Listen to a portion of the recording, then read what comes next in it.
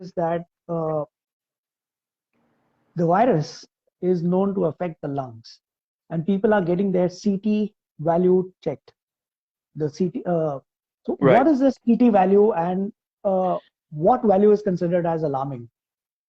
So yeah, so this is a very interesting thing which I'm seeing coming out of India is that a lot of physicians are recommending, okay, you have COVID, go ahead and get your CT scan done.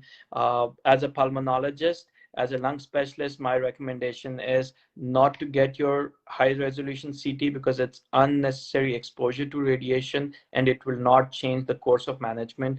Like I've said before, 90% or more patients will be just fine doing routine symptomatic treatment at home, and they will not require, oxygen. So those cases, CT scan is not indicated. Uh, I would say CT scan is offered in patients who are not sure about the diagnosis, and I've seen a lot of people who've gotten all the symptoms of COVID, even low oxygen level, and they're COVID PCR tests are coming back negative. So, as a confirmatory test, I think it is reasonable to get a high resolution CT.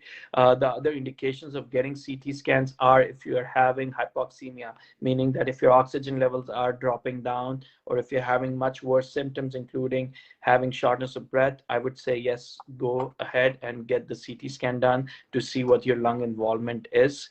The CT scoring criteria, which is very commonly used in India, does not specifically correlate to severity of disease. I've seen some patients who have a CT scan score of 20 to 22 and they're totally asymptomatic, and I don't think nothing needs to be done differently in these patients as long as their oxygenation is stable. But at the same time, I've seen patients who have a CT scan of a score of 2 or 3 and they're on oxygen, so it does not necessarily correlate to the degree of disease.